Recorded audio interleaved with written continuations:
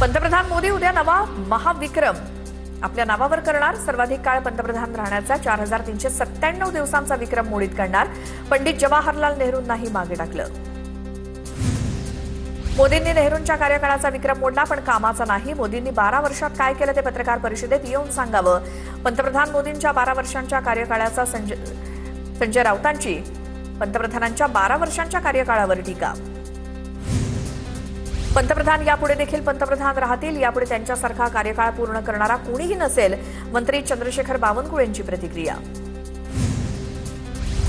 मोदींनी नेहरूंच्या कार्यकाळाचा विक्रम मोडला, हा आनंदाचा क्षण. मोदींच्या कार्यकाळावरती सुधीर मुनगंटीवार यांची प्रतिक्रिया. तर मोदी आणि नेहरूंची बरोबरी होणार नाही. 12 वर्ष पूर्ण झाली, मात्र देशाचे 12 वाजले हे लोकांच्या लक्षात आलंय. काँग्रेस नेते विजय वडेट्टीवार यांचा सुधीर मुनगंटीवार यांच्यावर निशाणा. पंतप्रधान मोदींनी 1 रुपयाही आपल्या कुटुंबासाठी कमावला नाही. मोदींनी संपत्ती कमावून घरं भरली नाहीत. सरकार आल्यानंतर मातोश्री 2 कोणी बांधलं होतं याचं उत्तर राऊतांनी द्यावं. पंतप्रधान मोदींवर राऊतांनी केलेल्या टीकेला नवनाथ बन यांचं प्रत्युत्तर. 2029च्या निवडणुकांच्या पार्श्वभूमीवर पंतप्रधान पदाचा चेहरा ठरवावा लागेल. हा आमचा पंतप्रधान पदाचा चेहरा हे लोकांना सांगावं लागेल. उद्धव ठाकरेंकडनं इंडिया आघाडीच्या बैठकीत 2029 निवडणुकीच्या अनुषंगानं मार्गदर्शन. इंडिया आघाडीनं पंतप्रधान पदाचा चेहरा घोषित करणं म्हणजे रात्री सूर्य उगवण्यासारखं. पंतप्रधान पदाचा चेहरा घोषित होईल तेव्हा इंडिया आघाडी तुटेल. सुधीर मुनगंटीवारांची इंडिया आघाडीवर टीका. नाशिक विधान परिषद निवडणुकीत महायुतीच्या उमेदवाराला पाठिंबा देण्यास गोकुळ गीतेंचा नकार. मतदारांचा कौल माझ्याकडे असल्यामुळे मी पाठिंबा दिल्यास मतदारांचा घात होईल.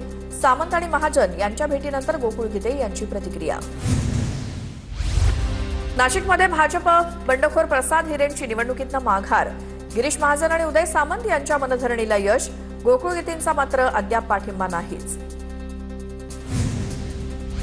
प्रफुल्ल पटेल आणि आमदार इद्रिस नायकवडींकडनं सुनेत्रा पवारांची भेट. नायकवडींना खासदार पार्थ पवारांनी राजीनामा देण्यास सांगितला होता. याबाबत बैठकीत काय चर्चा होते याकडे लक्ष.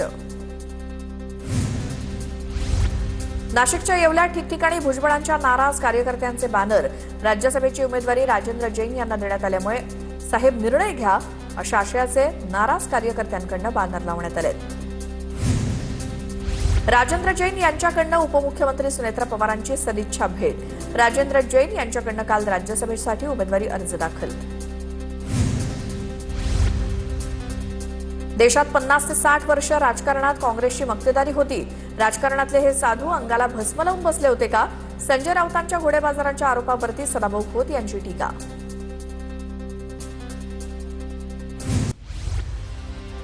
तर शक्तीपीठ महामार्गाविरोधात कोल्हापुरात मोर्चाला सुरुवात. कायदा सुव्यवस्था अबाधित राखण्यासाठी मोर्चेकऱ्यांना नोटीस. शक्तीपीठ महामार्ग विरोधी संघर्ष समितीच्या सर्व प्रमुख पदाधिकाऱ्यांना नोटीस. मोर्चाच्या ठिकाणी पोलीस बंदोबस्त.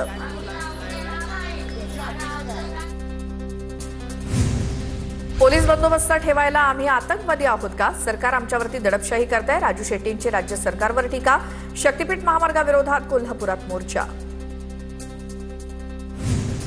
नागपुरात मनसेचं जिल्हा परिषद कार्यालयात अर्धनग्न आंदोलन. विद्यार्थ्यांच्या गणवेशासाठी मिळणाऱ्या निधीत कपात केल्यामुळे मनसे आक्रमक. विद्यार्थ्यांना याआधी गणवेशासाठी 300 रुपये मिळायचे, आता 240 रुपयांचा निधी. मराठा आंदोलकांचा विखे पाटलांच्या बंगल्यामध्ये ठिय्या. आमच्या मागण्यांवरनं सरकार चालढकल करत असल्याचा आंदोलकांचा आरोप. रमेश केरे पाटलांचा मराठा आंदोलकांचा विखेंच्या बंगल्यात ठिय्या. जनगणनेत ओबीसींचा स्वतंत्र कॉलम करावा. स्वतंत्र कॉलम न केल्यास देशव्यापी आंदोलन करणार.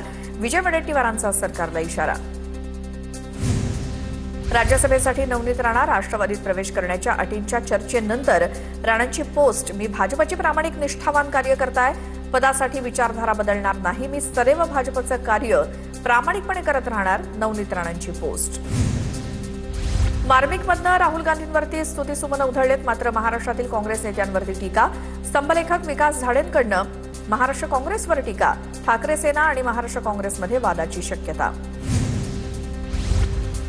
मार्मिक विरोधात 5 कोटींचा मानहानीचा दावा करणार. काँग्रेसचे आमदार विकास ठाकरेंचं वक्तव्य. मी संघाच्या रेशीमबाग कार्यालयामध्ये गेलेलो नाही. मुख्यमंत्र्यांना जनतेच्या प्रश्नांसाठी भेटलो. विकास ठाकरेंचं स्पष्टीकरण. संजय राऊतांचं किरीट सोमय्यांना पत्र. राजेश एक्सपोर्ट प्रकरणी बुलंद आवाज उठवा. पत्रामध्ये उल्लेख. राऊतांकडनं सोमय्यांचा परम आदरणीय महात्मा असा उल्लेख.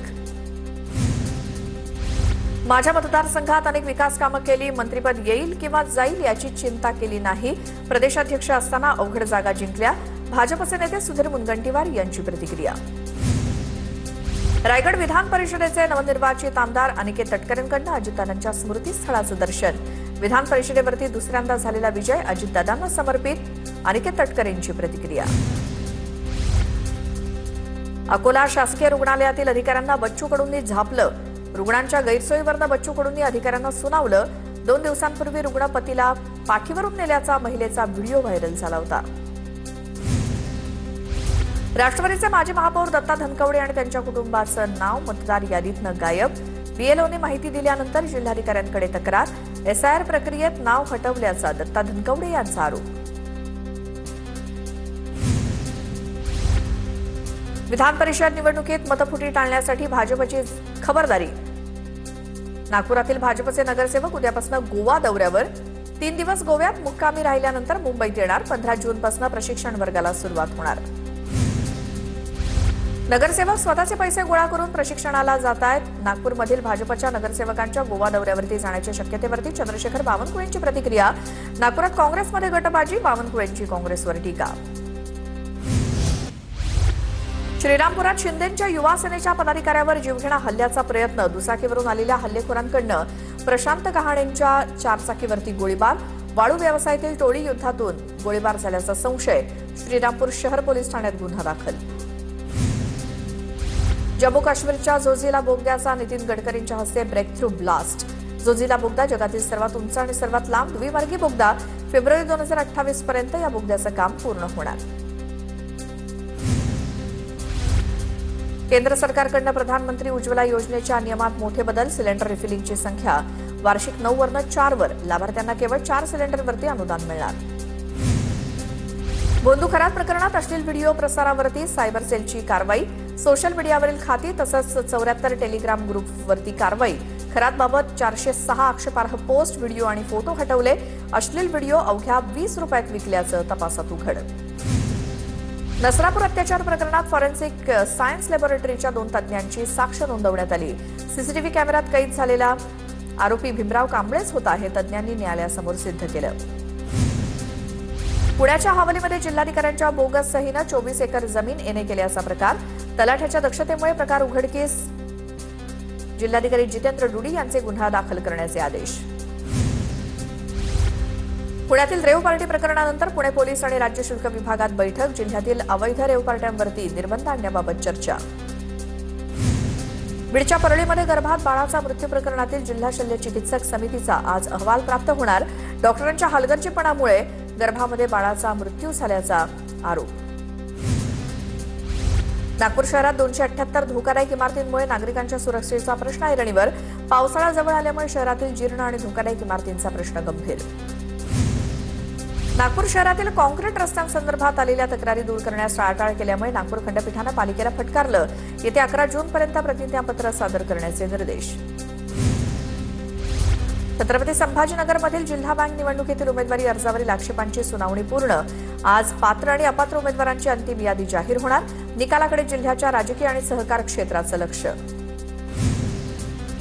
वाशिम तालुक्यातील 31 ग्रामपंचायतींचा आरक्षण सोडत कार्यक्रम जाहीर. 12 जून रोजी विशेष ग्रामसभेत आरक्षण सोडत काढली जाणार. वाशिम तहसीलदार कार्यालयाकडून सुधारित आदेश जारी. कोचिंग सेंटर बाहेरील गोळीबार प्रकरणात प्रसिद्ध शिक्षक खान सर यांना दिलासा. खान सरांच्या अटकेला पाटणा कोर्टाकडून स्थगिती. लालबागच्या राजाचा यंदाचा पाद्यपूजन सोहळा पहाटे संपन्न. लालबागचा राजा सार्वजनिक गणेशोत्सव मंडळाचं यंदाचं 93वं वर्ष. मुंबई टँकर असोसिएशनच्या संपाचा दुसरा दिवस. केंद्राच्या नव्या नियमांविरोधात टँकर चालक संघटना आक्रमक. अनेक टँकर चालकांना जिल्हाधिकारी कार्यालयाकडून नोटीस. जिल्हाधिकाऱ्यांच्या बैठकीत तोडगा नाही. मुख्यमंत्र्यांसोबत आज बैठकीची शक्यता. टँकर चालक संपावर गेल्यामुळे बांधकाम व्यवसायाला फटका. पुणे शहरात सोमवारपासून 1 दिवसाआड पाणीपुरवठा होणार. प्रशासनाला नियोजन करण्याच्या सूचना. खडकवासला धरण साखळी क्षेत्रात कमी पाणीसाठा उपलब्ध. पुढील 2 ते 3 दिवसात राज्याच्या आणखी काही भागात मान्सून दाखल होण्याची शक्यता. चंद्रपुरात उष्णतेच्या लाटेचा तर पालघर जिल्ह्यात उष्ण आणि दमट हवामानाचा इशारा. रत्नागिरी, सिंधुदुर्ग आणि कोल्हापूर जिल्ह्यात जोरदार पावसाची शक्यता तर उर्वरित राज्यात वादळी पाऊस कोसळण्याची शक्यता. हवामान विभागाचा येलो अलर्ट.